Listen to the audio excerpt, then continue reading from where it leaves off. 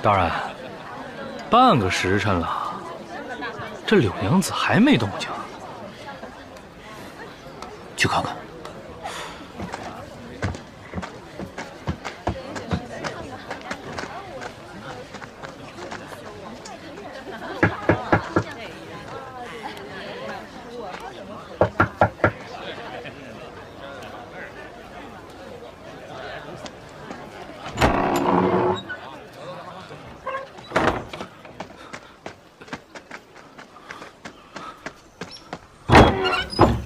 大人，这通往后街的。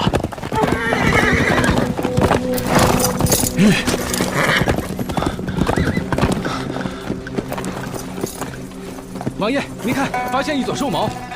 王爷，这可能是传闻中的白鹿啊！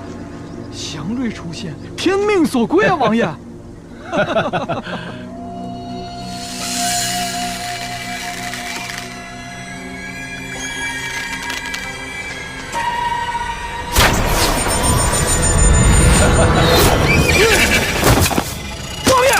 王爷，要上去！王爷，王爷，王爷，一箭未中，第二箭就责无可挡。他身边带了众多高手，若追上来，我也护不住你了。快跟我走！撤！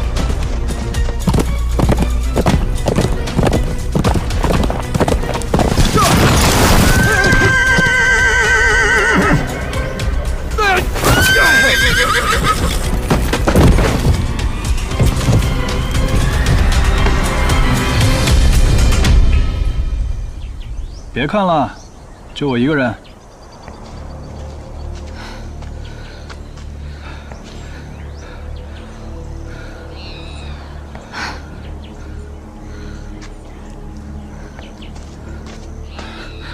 陛下，隋王已经派人封锁了所有的下山口，柳娘子只怕难逃搜查。还有一个地方可以护你周全。哎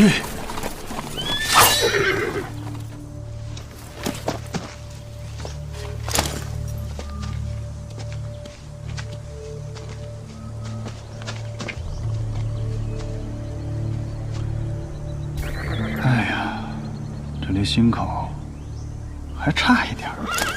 崔行舟，是你干的事吧？没错，是我。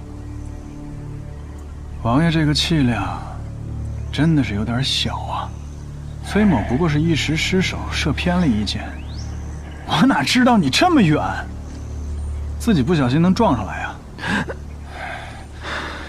本王还想与你冰释前嫌，你这个疯子！冰释前嫌，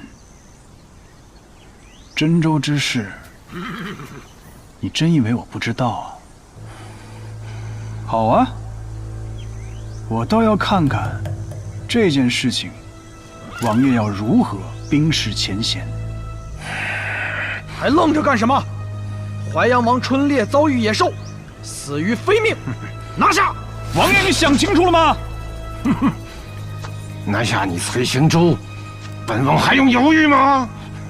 若是太皇太后知道了西周战事是自己亲儿子一手造成的，王爷，这件事情你也不在意吗？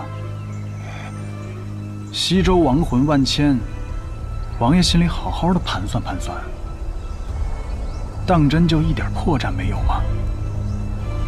我实话告诉你，密信我已经备好了，今日若是我不能安好的走出这片猎场，你西周的勾当就会呈到太皇太后的手里，届时满朝宗亲会怎么想？还会任由你摆布吗？王爷，王爷！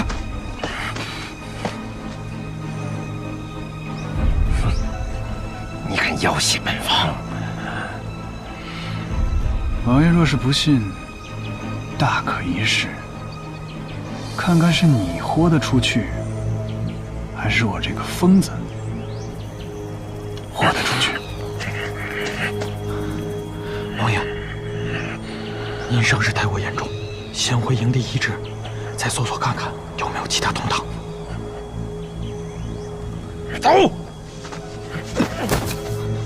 王爷，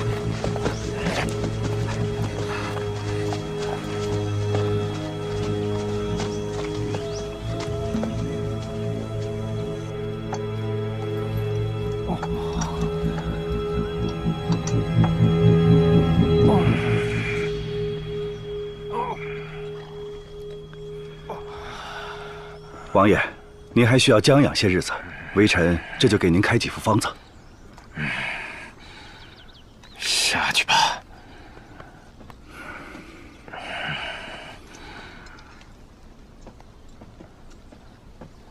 让他们全都给我出去！是。你们也都下去吧。谢王爷。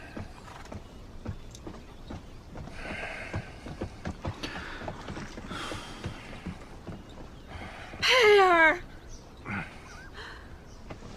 佩儿，啊，刚刚出去的时候还好好的，这是怎么回事啊？叔公身上有伤，千万别大动。曾祖母莫姐，当心自己的身子。到底怎么回事啊？是本王大意了，为猛兽所伤。是，王爷派人在营地搜查，以防那猛兽伤了宫中贵权，因此，属下护卫不力，还请陛下恕罪。曾祖母莫姐，当心自己的身子，您的身子才是最重要的。是。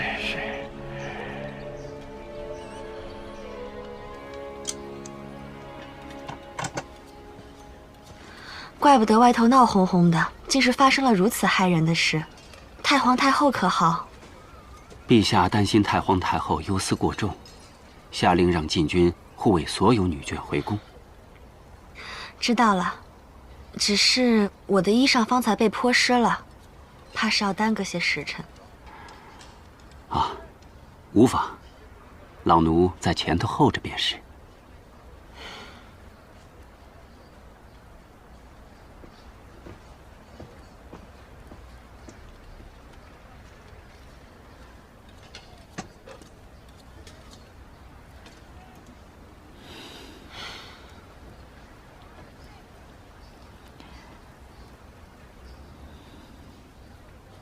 其实，柳娘子和我想象中不太一样。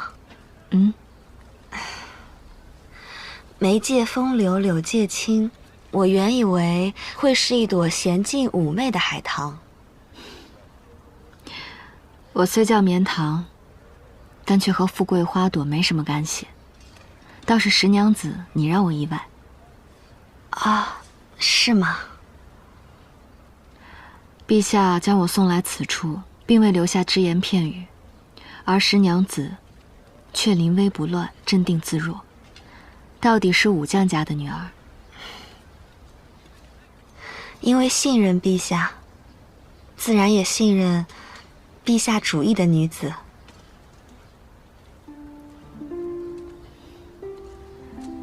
信任二字何其珍贵。绵棠也希望像石娘子这般，遇到一个可以交付信任的人。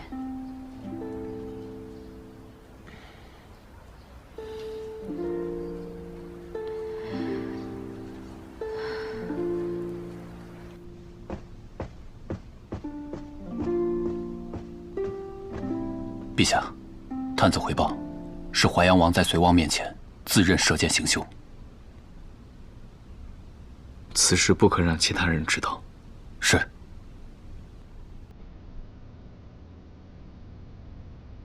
什么时候做的决定？你只是怕错过顺利的时机，不是想故意瞒着我，对不对？所以，你从一开始就不曾全然信任我。陛下一直找借口拖延，并非真心复仇，不也是在骗我吗？我不过是想先留下你，让你别冲动。免得，哪怕有片刻，你可曾想过要为我留下？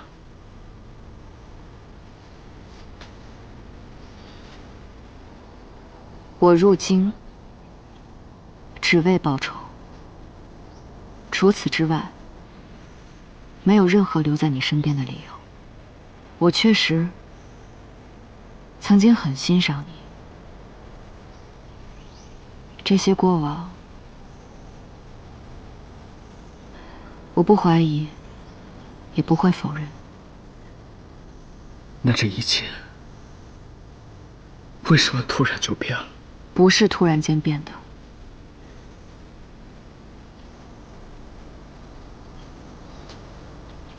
当你有意开始与隋王合作的时候，我就知道，你我想要的本就不同，我们的一生只是很短暂的重合在一起，终究谁都不会为谁改变。今日之事，便是最好的佐证。一击未中，第二击便再无可能。从此，隋王只会防备的固若金汤，而我今日错过了最好的时机，往后若再想动手，必然要付出更大的代价。那我也会拼了命的保护你，只要你肯留在我。可我日后每每见你，我都会记起今日，记起此刻，就像我会一直记得上巳之夜，你明知隋王是为了拉拢你，却还是要让那些同甘共苦的兄弟们一夜丧命。你不会做错任何事，因为你会权衡。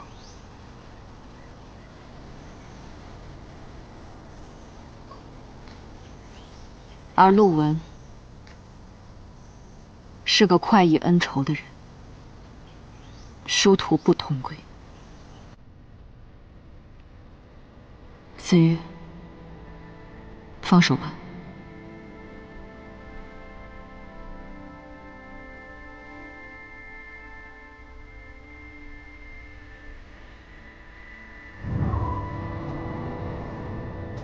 门下子继未起，追封生父先太子萧为孝宗，嫡母曹氏为皇太后。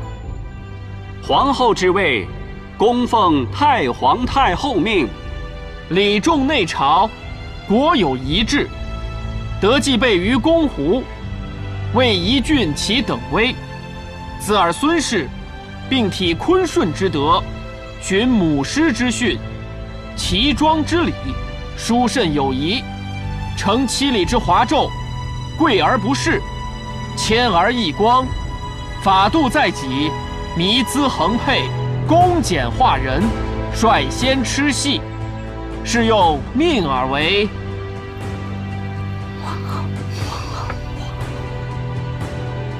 贤妃。主者施行。贤妃娘娘，快接旨吧。还有，您这身红色衣裳还是换了，玫红色才合适娘娘。兹尔十世，秉姿端柔，洁凤两宫，总理重御，鸿鹄以行己，傣下以率人。色不持贵，言无金交，可立为皇后。仍令所思，择日备礼册命。主者施行。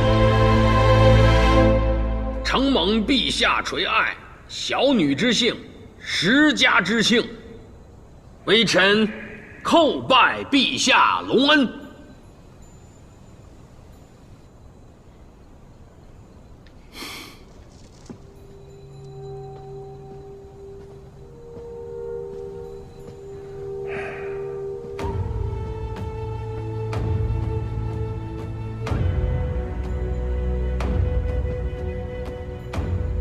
国丈，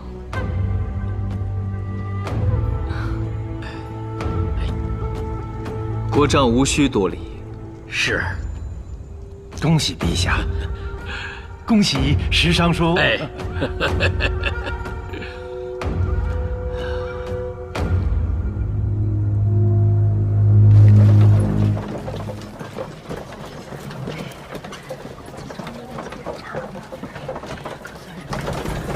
是那架马车，王爷，咱们即刻去追，还来得及。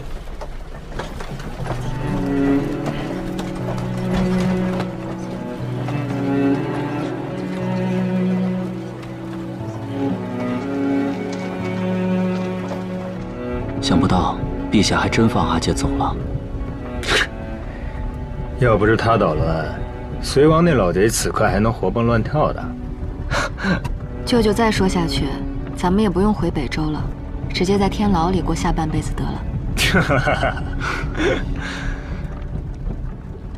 阿姐，你真的想好了吗？这一走，便和过往的人再无瓜葛了。你这个傻小子，我看起来像是个会轻易放弃的人吗？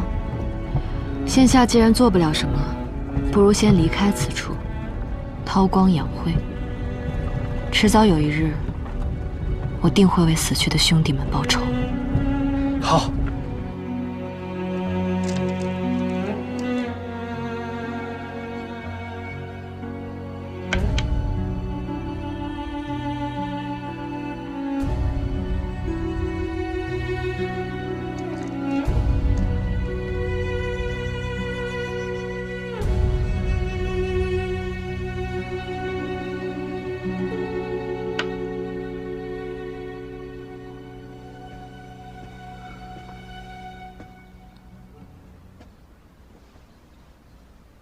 陛下，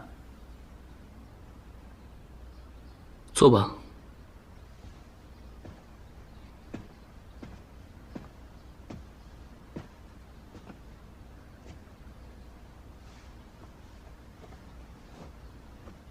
孤还以为你会跟他一起走，遂他所愿，何必自讨没趣呢？春猎之前，你可知他的谋划？他想要做什么，我这等凡夫俗子，如何能够阻碍啊？可是你为了救他，甚至不惜得罪隋王。得罪就得罪了，为了他，就是得罪陛下，臣也在所不惜。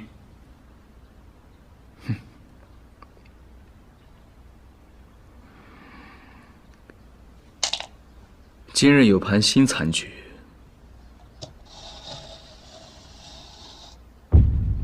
需要崔青去解。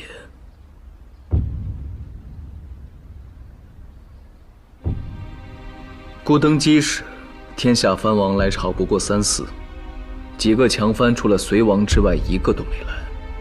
他们都在观望，在等待，其中也一定有人想要入局。这天下尚未太平。先解何路？北路。幽北2王，我这2位叔公倚老卖老，一个都不来。不像是崔青，为了庞的事情，快马加鞭来了京。孤也不为难崔青，你先去幽州，若幽州王来朝效忠，那北郡4地的制前史司之位就给他，这是一份厚礼。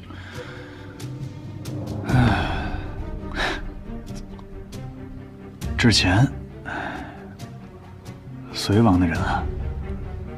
若幽州王归顺，我暂时能按住他，再缓而图之。陛下是要除掉隋王？你不想？陛下自家的事情，倒要让我这样一个外姓王去解，真是会用人。形势如此，崔青是要抗旨吗？不敢。臣孑然一人，也没有旁的事情，倒不如陪陛下多下棋。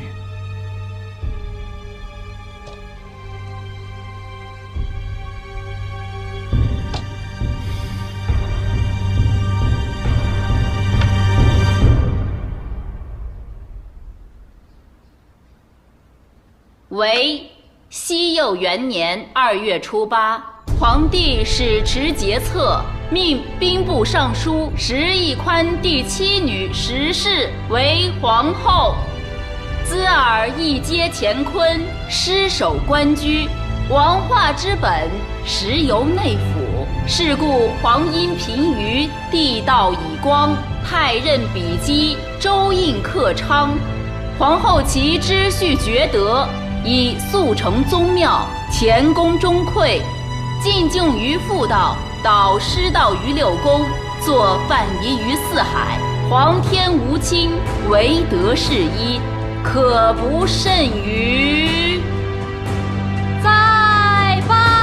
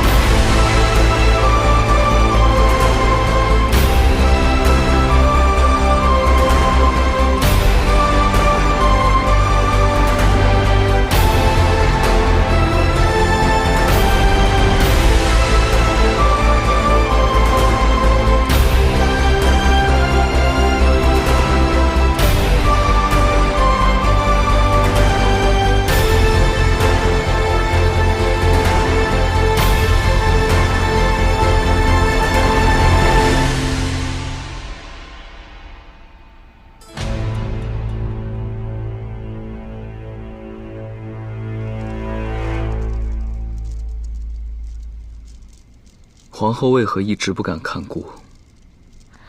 妾身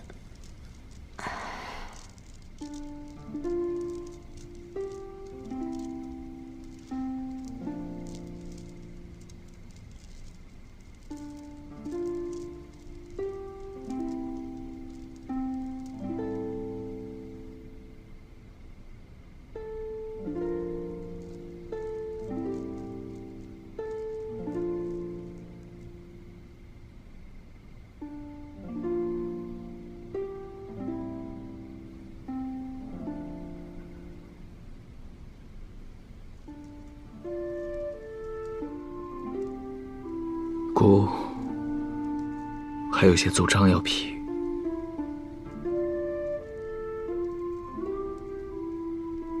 皇后早些歇息吧。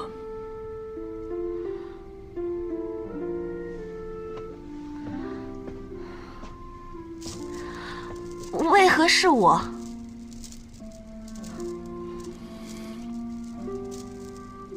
妾身愚钝，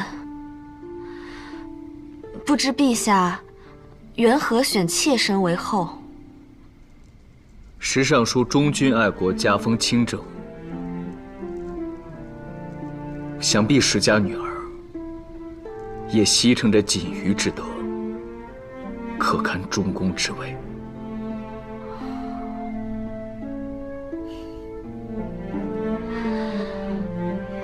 妾身明白了。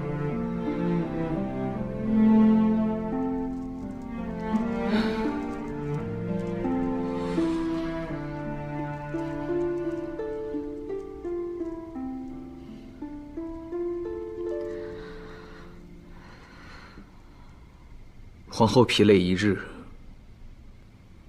可觉得饿了？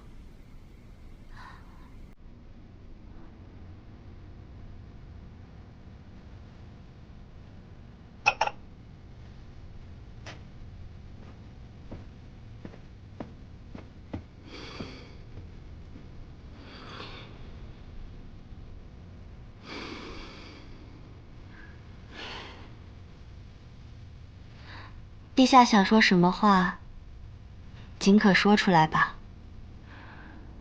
姑不想瞒你，当初选择石家的确有如今的筹谋。姑对石家的女儿不敢有期待，也不会有期待。这一路走来，你有胆有识，助我良多，姑甚是感激。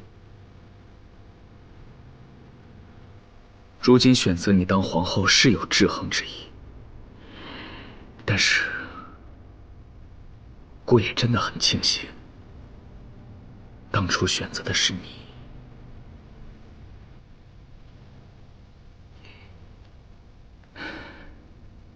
姑可以给你这后宫所有的殊荣，只不过……陛下不必说了。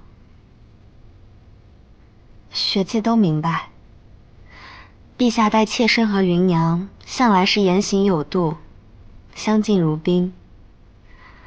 妾身原以为是陛下生性疏淡，可到了京城，陛下却常由衷的欢喜。直到妾身见到柳娘子，妾身才知晓，那便是陛下心之所向。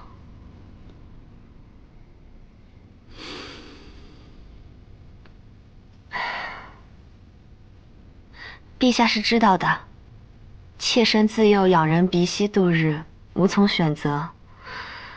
妾身感激陛下救妾身于窘境，更感激陛下今日愿意坦诚。妾身心中已有分明，该如何在宫中自处？今日清炉之礼已成，请陛下放心，往后妾身定会全力辅佐陛下，当好这个皇后。姑的皇后乖顺懂事，温柔贤良，姑甚是心安。国事要紧，陛下还是莫要耽搁，早些回晴英殿吧。皇后说的是。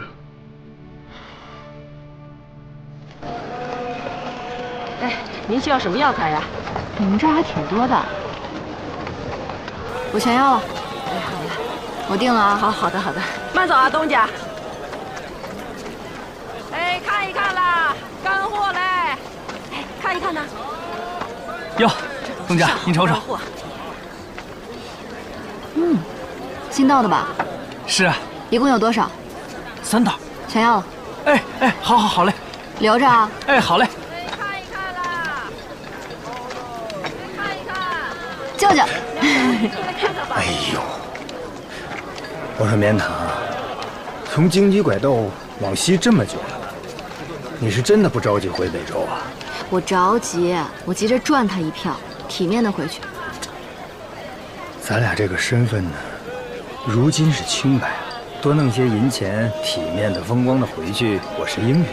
可是眼下藩王并没有向新皇称臣，你看看这阵势，都是被祖的客商，他们日日夜夜待在这破镇子上，咱们收他的货，价钱再低也运不回西周啊！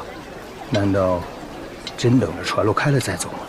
所以咱们不过江，低价收了货，卖到荣部去，奇货可居。又是荣部。西周正在围剿阿骨善的余党，一路的关隘都有士兵守着呢。有一条捷径，你看，舅舅，飞唐玉，进食松，出师盐，再加上雾天，咱们出入就能自由些。你怎么知道的呢？先前真州军与戎部的决战便在那里。如今西州的前3关已被收复，我笃定此处欠下守卫甚少。眼下仗打完了，戎部的百姓更要穿衣吃药不是？往来客商又少，我又熟悉，等到时候商路一开，定能赚他个盆满钵满。因此做生意还是去西北最合适了。若是被巡逻的士兵逮着呢？咱家最有魄力的就是你了。从前连铁矿你都敢私运，怎么到了这油米医药寻常之物，反而畏首畏尾了？我什么时候畏首畏尾了？我是怕你没了章法。对嘛，这才是我认识的那个胡天野地、浪行天下的丘陵县。对，就是浪。舅舅笑什么？舅舅感慨啊，经历了这么多，我家棉堂还是那个严厉有光的地方。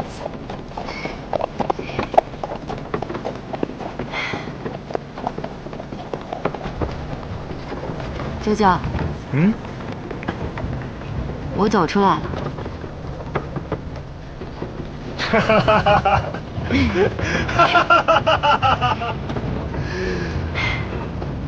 哦！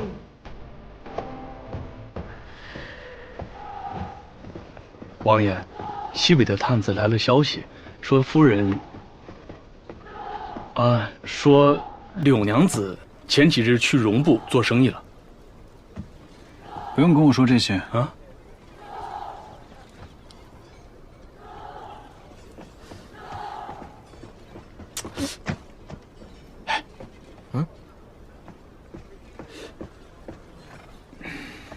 王爷，衣服都浆洗好了，给您放哪儿？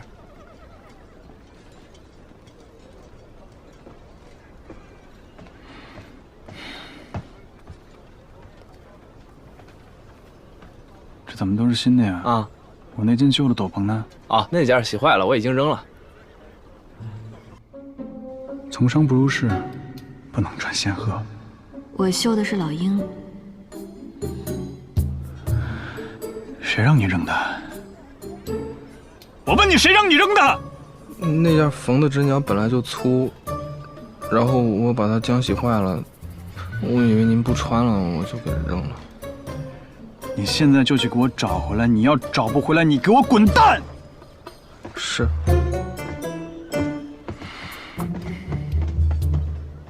您来点什么？你看这成色，这个就这个，多好，这个好。您看看，这都是今日新到的。上哪这包上？来点吗？那给我拿一块吧。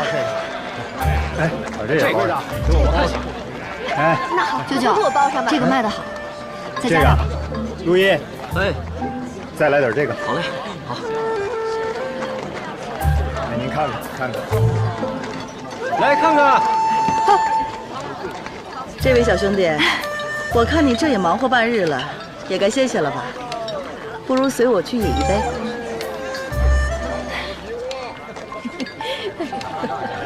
真壮实，可爱。来，尝尝。来。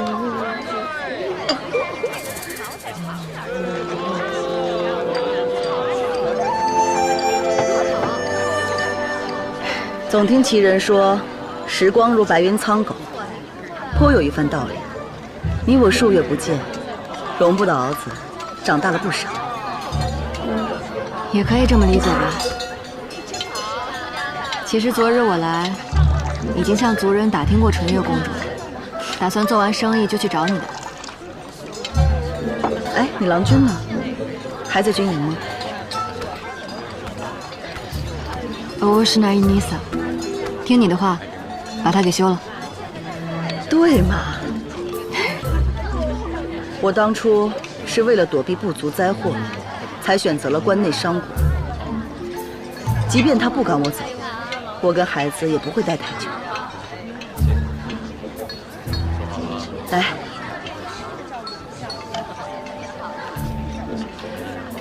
不过话说回来，你之前那个郎君模样可是生得还可以。你也不吃亏嘛，到时候再找个更好的就可以了。你今后打算怎么办？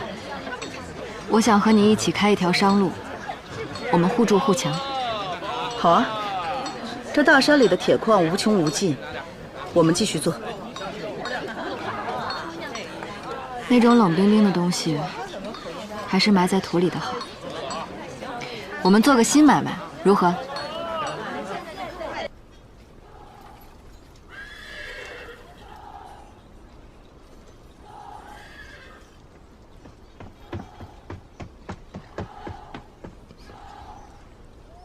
王爷，您的斗篷我给您找回来了。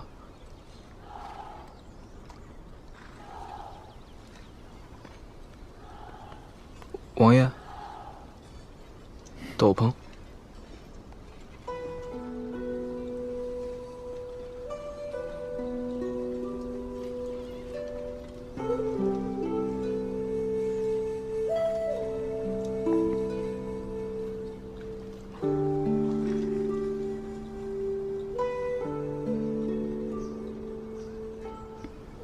既然破了，就不要了。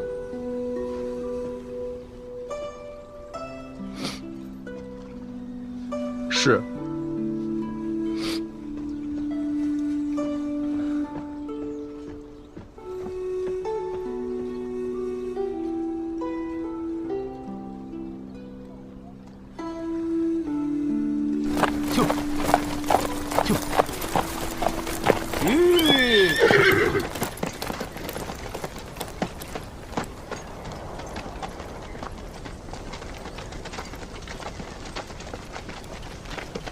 老淮阳王千里迢迢来我幽州，这些是一点薄礼，还望笑纳。倒酒，诸位一起敬幽州王一杯。好，敬幽州王。王爷若是能及时进京，恐怕此时已经与陛下共享宫宴了，也不必在此处特意招待我们这些莽夫。我呀，只是一个没有野心的小藩王而已。当年吴氏在朝的时候，安于幽州一隅，不去参与朝廷之事。如今，更加应该安分守己才是。不瞒你说，我呀，就只盼着幽州的老百姓顺顺当当的。至于旁的事儿，不愿意去强求。这份心，别人不明白，淮阳王应该深有体会才是吧？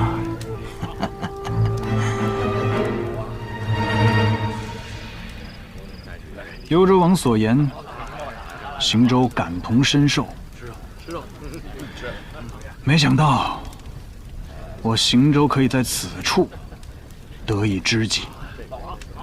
来人，给大伙上酒！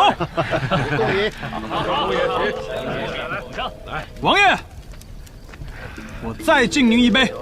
哎，我实在……王爷，军中酒烈，小酌即可。莫要伤了贵体。不，王爷随意。干！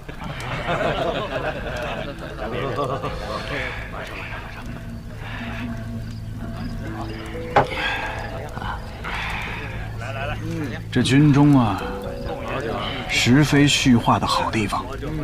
你我投缘，若是来日能寻得一个有美景之处，你我畅聊抱负，方乃幸事。只可惜啊，行舟有要务在身，明日便要启程，遗憾了。啊，不，吃肉，吃，行，好，行，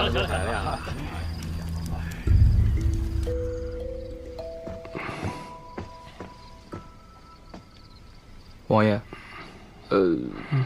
幽州王送来一份大礼。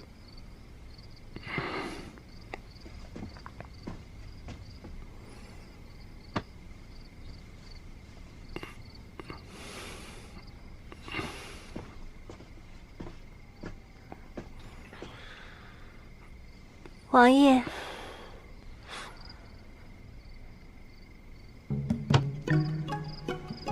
小女受幽州王之命前来服侍王爷，请王爷不要嫌弃。你们这个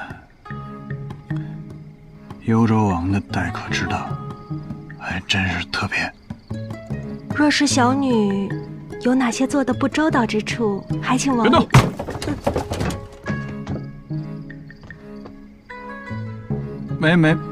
没接着拖吧？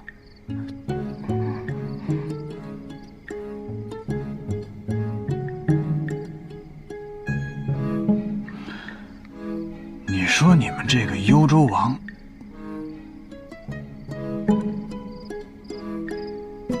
行，留下吧。不是，这都这么久了，这女子怎么还不出来啊？那还用问吗？王爷也是血气方刚的汉子。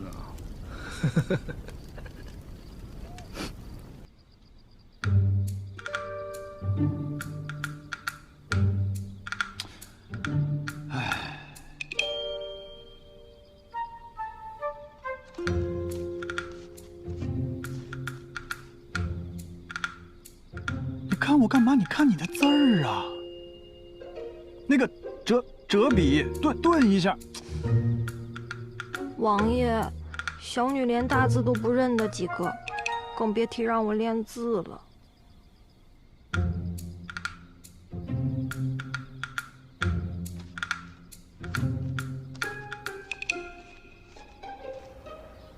他非但没碰我，还逼我练了一晚上的字，到如今我的手腕还疼着。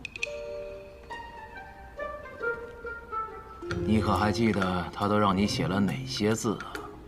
我只认得什么前后不见，古人天地。前不见古人，后不见来者，念天地之悠悠，独怆然而涕下。是这么多字。你先退下吧。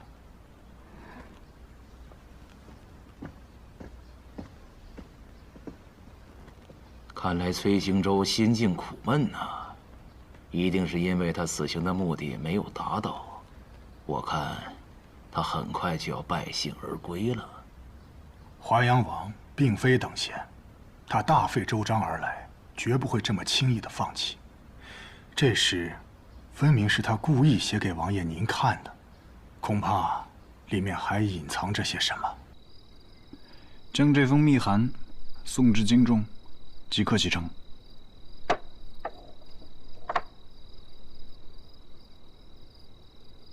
那幽州王心意已决，不劝也罢。陛下既已许诺，以4帝之前史司之职嘉奖第1位入朝觐见的藩王。我相信北方诸多藩镇，定会有目光长远的识时务者。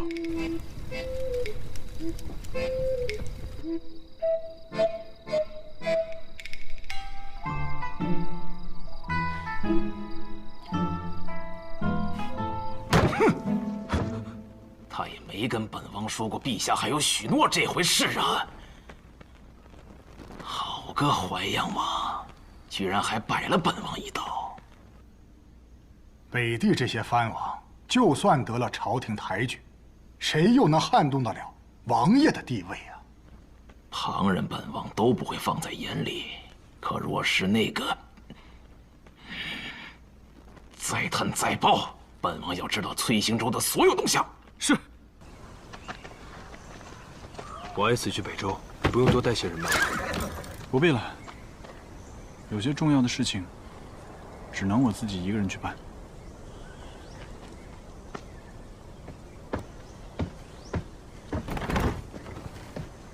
这是2匹绢，那个呢4匹绢，8匹绢。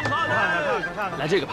好，瞧一瞧，看一看。打包吧，打包。您识货，上好的寿大姐，交给你了，里边请。怎么说啊，棉头？下次再来啊！特别好。这走这一回，这货还不够卖呢啊！到时候啊，北周、西周啊，那船一开，咱们去西周啊买个货站，那里的商路更广，南北通衢，嘿，这皮货生意啊越做越大。哎，各位好，这都是上好的手皮，您瞧瞧，你看这个怎么样？2两。舅舅，这里离北周远不远？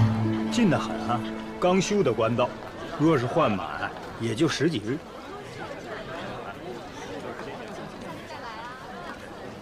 叉子，是不是想家了？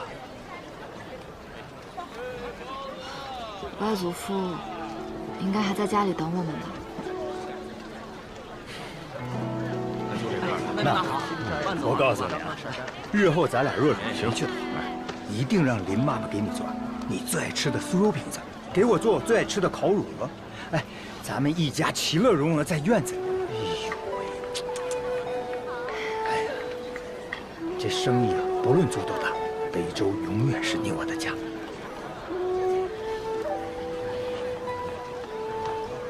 嗯。什么？救你命用的。臭丫头。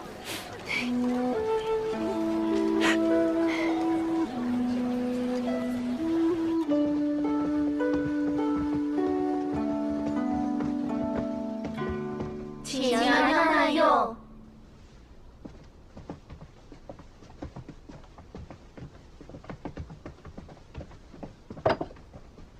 皇后娘娘，昨日刚送进宫的姜瑶，御厨选用了最新鲜活泛的，咱们崇华宫可是头一份呢。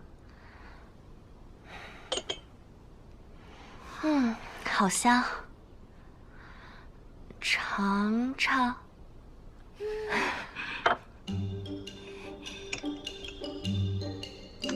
你的，你的，多谢娘娘。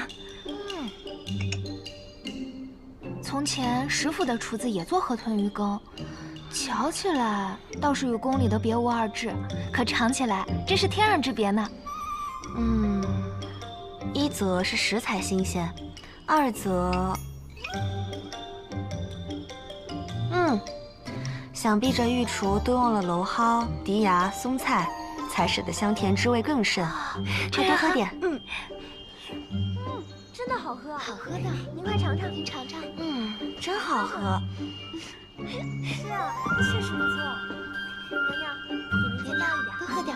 福玉申拜见皇后娘娘。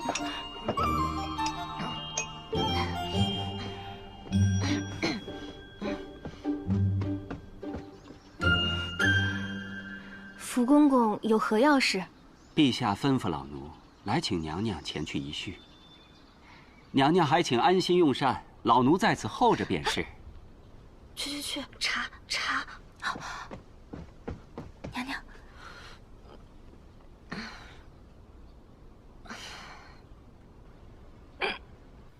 礼部拟了贵眷宗室的告封名单，皇后也过目一遍吧。妾身遵旨。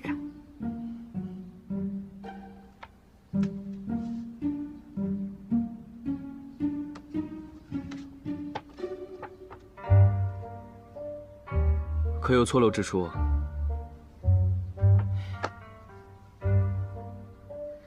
礼部思虑周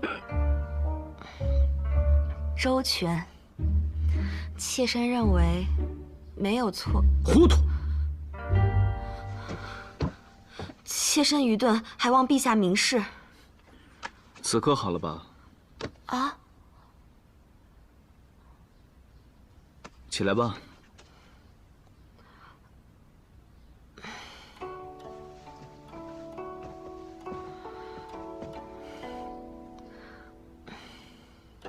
皇后在宫中难免孤寂，孤已经准了石夫人进宫探望。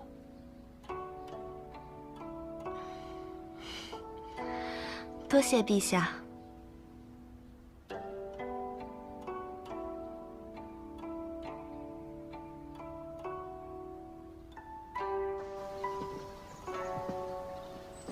我方才交代的事情，可都记下了？记下了。今时不同往日，在宫中行事，可莫要乱了分寸，落人话柄。是。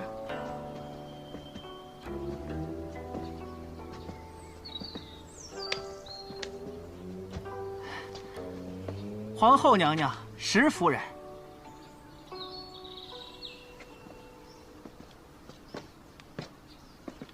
启禀皇后娘娘，林衡署派人送来了金春新玉的杜鹃花，按仪制先拿来崇华宫给皇后娘娘挑选。那几盆粉绢清雅端丽，倒是少见。皇后娘娘位极中宫，当配最雍容华贵的正红色，方能彰显气度。可是我更喜……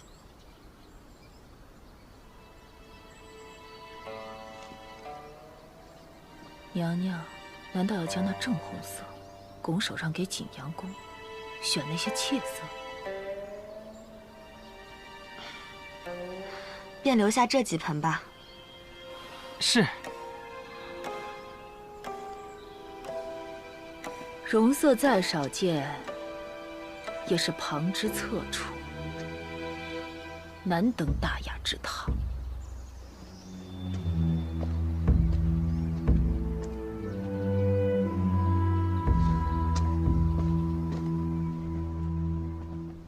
原还指望你在宫中协助你父亲，为石家谋得庇佑，你却这般唯唯诺诺，助长了那景阳宫的嚣张气焰。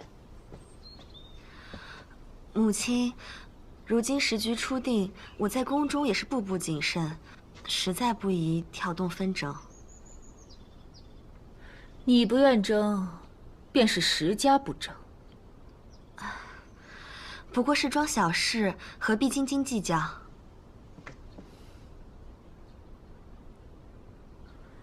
学姐，你觉得你这个皇后之位是如何来的？我看得出，你是个聪明孩子，自然也明白，陛下倚重的从来都是你父亲，是石家。因此，这后位上坐着的是石家的女儿，你要当皇后，也是石家的皇后。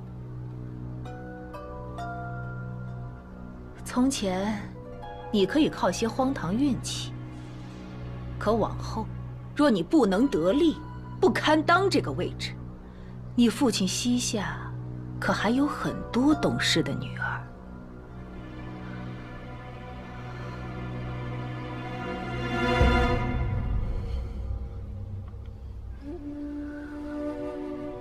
学季明白。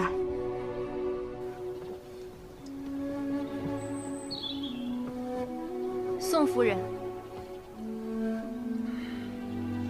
夫人慢走。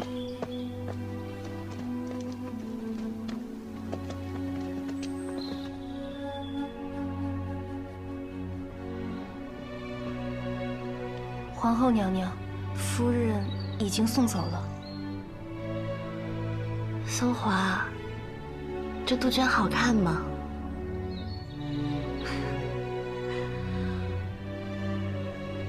这可不是别人挑剩下的，这是世上最好的杜鹃花。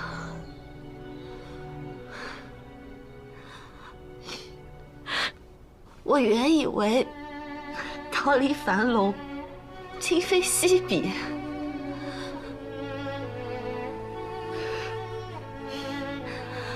但其实自始至终，什么都没有改变过。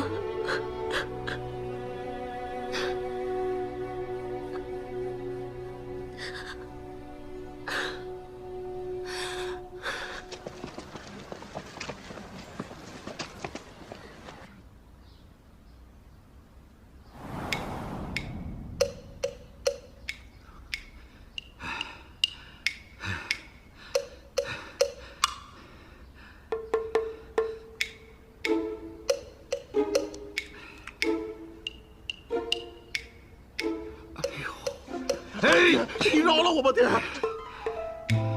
若不是新皇登基，官府送来2封赦令，你们2个逆子，是不是打算一直瞒着养山的事儿，瞒我瞒到满门抄斩？哎，爹，我可没那么大胆子，我只是帮着相瞒，这都是大哥的主意。我让你管家，不是让你护着帮着他们胡天野地。哎，爹，可不能再打了，爹，再打大哥就被打死了。也差不多了，见红了。你既有脸回来，就应当知道为父今日一定要打死你。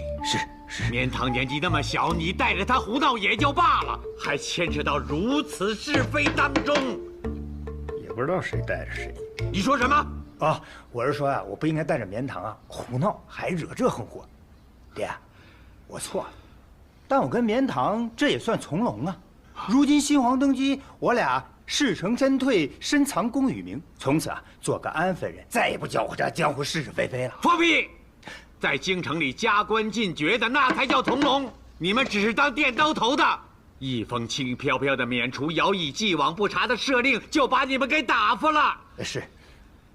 唉，这朝局俨然还要乱一阵子。你们2个给我听好喽，再不可以卷入此中是非。这件事从今往后，绝不可以往外说。是，假期已罢，安安分分的过日子。是。唉，你们还有什么事瞒着我吗？没了，就这一件。家主，六娘子回来了。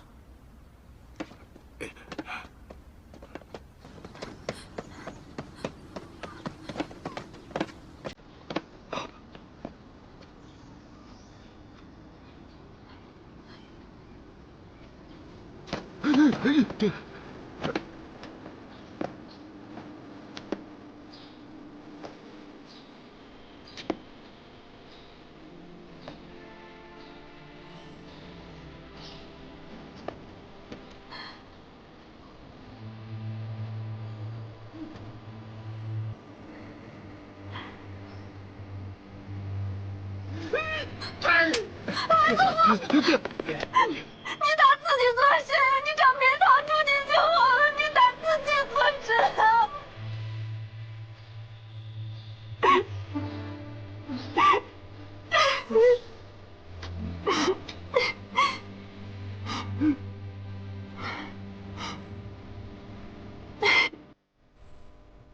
绵堂回来了。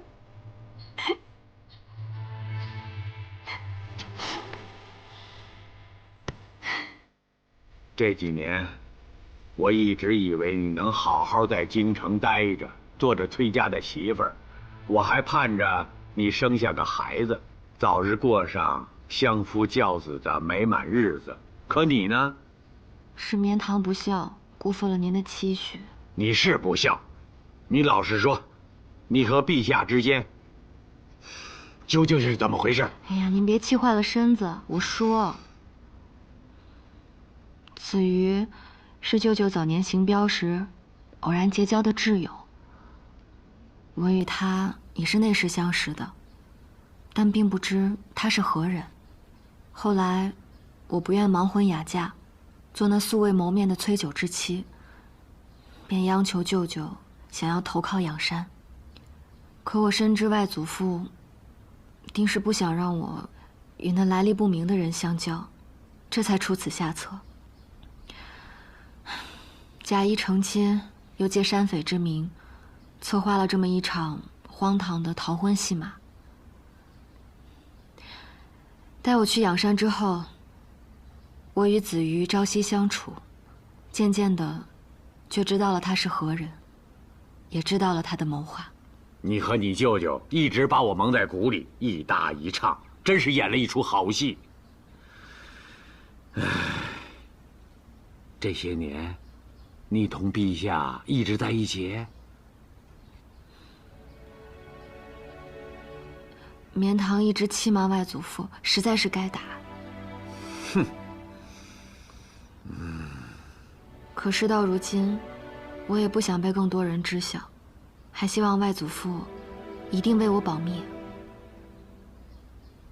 不管从前如何，如今他已是高高在上之人，与我也没有任何关系。绵堂这几年至少自力更生，也学会了很多做生意的门道。将来留在北周后，我就赚些银钱补贴家用。待我稳定后，我就协助舅舅们把镖局重新张罗起来。见了些世面又能如何呀？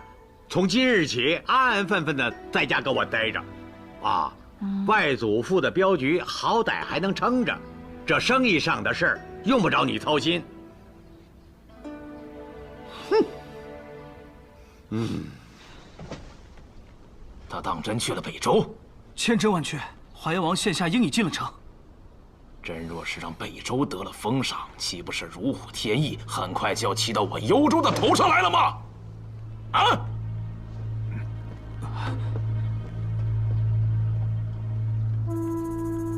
王爷尚且顾虑重重，不愿上京，他北周王又岂是好相与的？你说的很有道理。哼，就凭北周王那个一点就着的脾气，淮阳王在北周王那儿绝对不会有好果子吃。京城，说什么本王都不会去的。陛下封赏的福气，本王就不贪领了。陛下知道王爷对上京有所忌惮，特意让崔某来带一句话：这些年，北周的藩王们和吴氏的通信，都一一在陛下手里捏着呢。不过他一封未看，都给烧了。那你想说什么？我知道王爷是怕心惶清算，怕落得一个削藩家破的境地。崔某到北周这一路走来，纵览北周，好山好水，广厦万千，良田万顷。不过王爷所拥有的，也就是这些了。想和朝廷对峙，您还没有筹码。你以为你说这些话，本王就畏惧了吗？哼，淮阳王是刚从幽州而来吧？碰得一鼻子灰，可擦干净了。他幽州王都不肯赴京，我凭什么当这出头的船？幽州王是个明白人，我只需给他一些时日，让他彻底想明白了，他自会入京的。淮阳王，你还强成什么呢？幽州王纵然是串大，但是他也不甘心当替死鬼呀。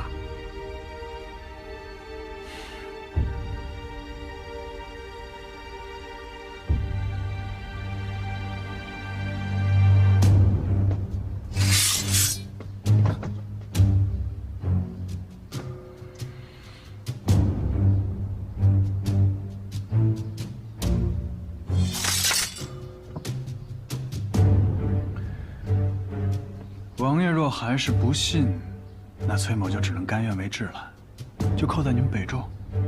至于幽州王是试金石还是替死鬼，那您就等着看结果吧，对您没有半分的损害。若是幽州王如崔某所言赴京觐见，并且平安归来，那王爷也好知道当今的陛下是如何的宽仁和坦诚。那他若回不来了呢？那你就杀了我这个言而无信之辈。崔老弟啊，你怕不是在请君入瓮，故意找由头对我们北周动武吧？哎呦，我这出来我就带了这么多伴当，我那些军队都远在大河之北驻扎着呢，就只接幽州，跟你这北周之地远着呢。我若是想请王爷入瓮，我也没那本事吧？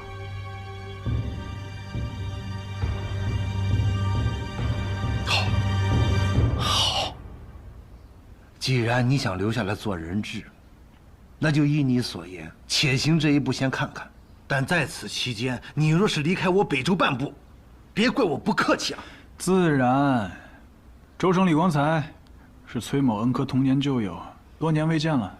崔某住在他家里也行得方便，还望王爷准许。既然淮阳王豁出性命为之，那本王就行你这个方便。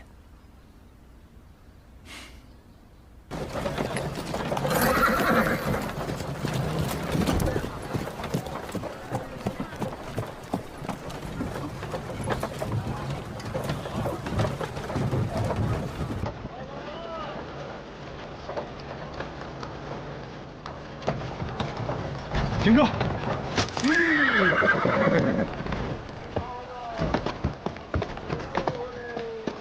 啊，王勇跟着我。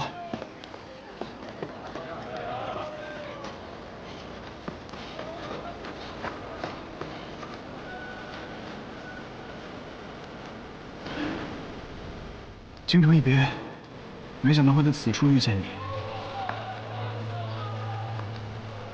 对不住啊，认错人了。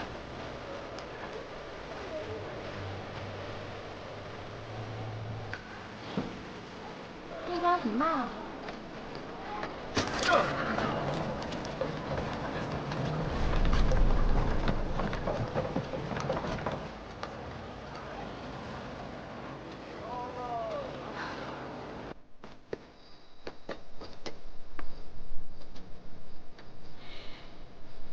寤寐院，哎呀，随便起的名字。我这小院啊，连王府的柴房都不如。早知你来，我就好生休憩了。这般的场景，甚是怀念。我是真没想到啊，你竟然不顾自己安危，甘愿到北周，做北周王的人质。这是你黄雀在后的计策吧？算不上什么计策，只要我在北周安安分分的待着，跟那个北周王亲厚相待，哼哼，有的人自然会着急上火。我就知道，你不是一个意气用事之人。此事若成，当属大功一件呐。战功赫赫的淮阳王，你可想好要向陛下讨要什么样的恩赏了吗？8字还没一撇呢。不过我确实有一事相求。对了，有件事情，不知当讲不当讲。你说。其实也不是什么大事。乔家招婿了。招婿？他就这么迫不及待的要嫁人吗？急。当年淮阳王府招婿楚太妃将你姐姐嫁入京城，前后才多久啊？行，招婿。你刚才说什么？没说什么。啊？那他们还有没有什么别的动静？那我就不得而知了。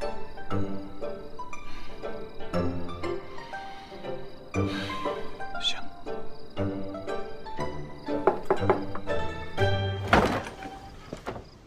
二舅母，绵堂，我怕你在京城待惯了，不习惯北周的寒凉，我让青英把她的被子给你拿来了。二舅母费心了，请坐。表姐，青英，好久不见。你来了也不说一声，我好去迎你啊。我就是想在这个院子里多看看。这海棠院还是和从前一样，没什么变化。是玉英，我住过来后，这就改叫玉英院了。这孩子，你表姐刚回来，跟她说这些做什么？你可是乔家的嫡长女，难不成怕你表姐抢了你的家产不成？绵堂啊，我看着你比出嫁那会儿可清瘦了不少啊，在夫家没少受委屈吧？我前年生了一场大病，所以许多事情就记不太清了，因此一直幽居在夫家的别院里，倒是也没受什么委屈。就是我这个病吧，不能生养子嗣，因此就算夫家再怎么心善，毕竟只有一根独苗。待我的病好转之后，我们便商议着和离了。哎呦，可怜的孩子。来，这些银钱你拿着，今后缺了什么、短了什么，就跟二舅母说啊。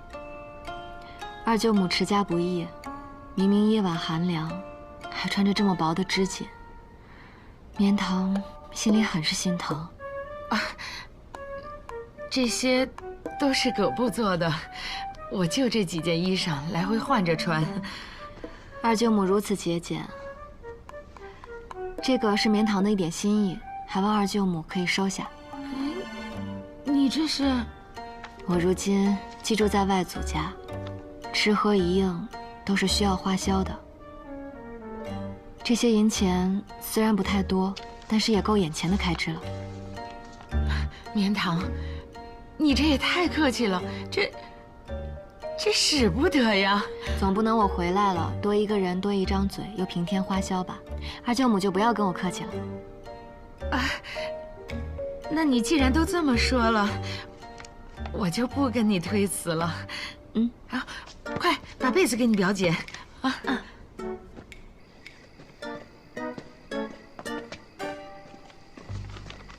我的个乖乖，这么多银钱啊！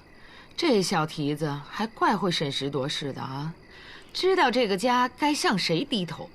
此番他回来，祖父看着是发了大火，其实心里还是偏着他的。给他这个院子不说，那床新的苏绸被面连我都没见过呢，定是祖父私库里藏的好物。这丫头的手段你不知道吗？那从前还没住到乔家来呢，不就一直在笼络你祖父的心吗？也是，过几日啊，我也给你要一床那个被子，就说给你当嫁妆。哎呀，母亲，那苏绸被面也没什么好稀罕的，你还不知道，他从小就心计深远，你莫要被他这些银钱给蒙了心。他这次回来，什么合理不合理的，他说你就信啊？怕不是被人给休了，赶着回来分家产的。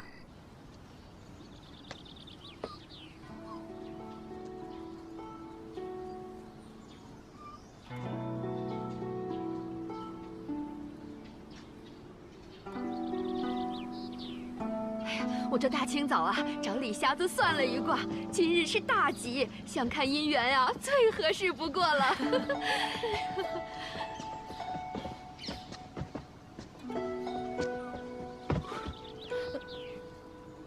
走过那位，就是乔家娘子吧？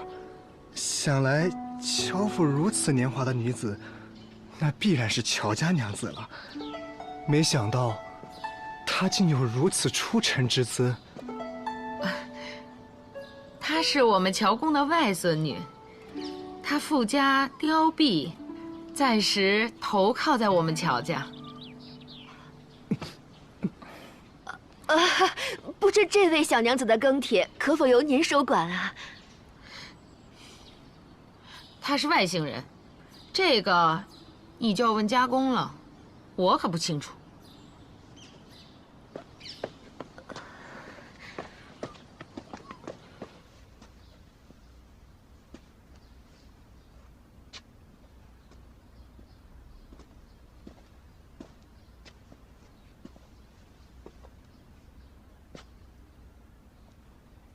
绵堂，你派陆中提前回北州，怎么不跟我商量一下？此前舅舅提及外祖家境况不好，又言辞含糊，我心想，这家中若不是到山穷水尽的地步，舅舅是不会开这个口的。家里的事，本来就不应该由你这女子操心。都说是家中之事了，难道我不是家里的一份子吗？陆中以客商的身份入北州，他打探到外祖父正在着人寻夏家，要变卖镖局。我竟不知道家里的境况到了这般田地。有人惦记着外祖父那点家产做嫁妆，连媒婆都亲自去迎了，这外祖父心里能不着急吗？想来你早有了打算。我准备给陆中写封回信，还望舅舅能够协助我。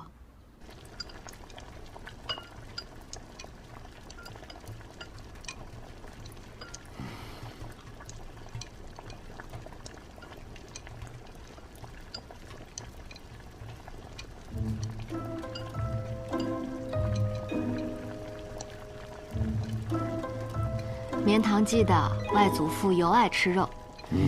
年纪大了，这胃口啊不比从前了，倒是你太瘦了啊！回头从账房多支500文，给他好好补补身子。是。青英的事儿定下来没？还没准呢。那苏家当着媒人的面，不关心青英，反倒对绵堂问东问西的。你说我这个做舅母的也不好说什么呀，只得说家公重情重义。反而啊，这和离还家的外孙女倒胜过了未出阁的嫡孙女。绵堂的事儿让苏家知道也没什么，总归是要说开的。顺道让媒婆呀，找个好人家，最好是2个小娘子同时从乔家嫁出去，咱们风风光光的，好事成双嘛。我从未想过嫁人，也没有再嫁的打算。我会按照青英的标准，给你找一户好人家啊，你放心吧。哎呦，阿公，2位娘子一起出嫁，那是双喜临门的好事儿。可是，要按青英嫁人的这个标准办，出2份嫁妆，那咱们乔家今后只能吃菜汤度日了。我不会嫁人的。胡说，女子怎么能不嫁人呢？女子不一定非要嫁人才能有口饭吃。绵堂也想重振家业，有自己的活法，保证衣无缺，食无忧，让外祖父放心。至于有些人爱指指点点，那一定也是嫉妒绵堂过得比他好。那绵堂应该高兴才是啊。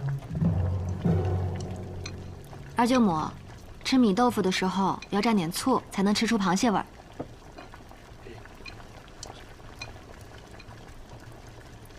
绵堂，外祖父几时让你在家里吃不上饭了？我已择定了神威镖局的买家，家业银钱都用不着你们操心。我乔武在北周打拼了大半辈子，难道连外孙女的嫁妆都出不起吗？哼，笑话！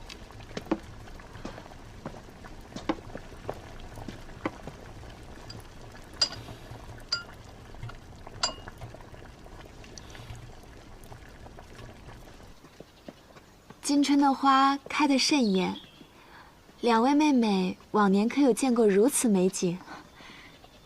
都比不上今春。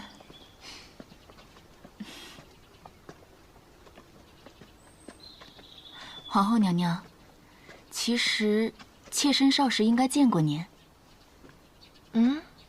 妾身少时常随母亲去青州石府拜访石夫人，那个时候娘娘的姐姐雪霜还待字闺中，与妾身交情甚好呢。啊，雪霜姐姐是调香的行家里手，妾身精于香道，还是当时跟雪霜姐姐学的呢。时日况久，我没什么印象了。倒是你这身香馥郁的熟悉，是佳姐的方子。妹妹怕是记错了吧？你是礼部尚书的幼妹，又是李国公的嫡女，自当是与石家的嫡女相交。那时候咱们娘娘身居闺中，嫡庶有别，你又如何见得？如此想来，还真是妹妹思虑不周了。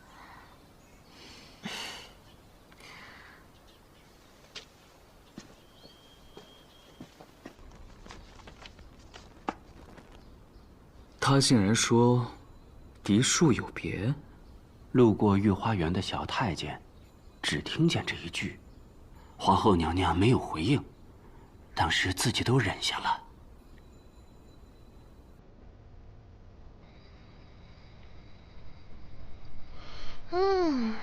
这河洛丸子真是外酥内滑，一口下去满嘴的咸香。娘娘该出一册书，就叫《上善见膳食全著》。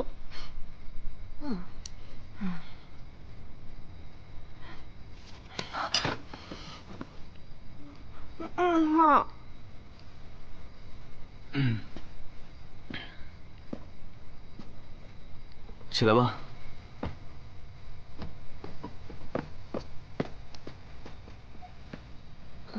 黄后用的挺香的。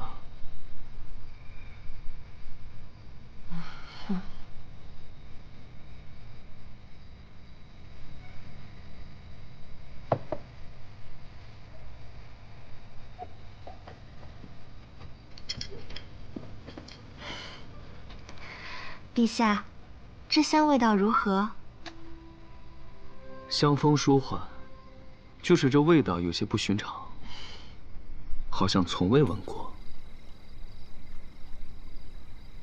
是什么香啊？这是妾身少时惯用的，并非什么淑品。但若陛下喜欢，不妨拿这香料去问问荣嫔，她才是香学的行家里手。荣嫔？她出的香品讲究就更多了。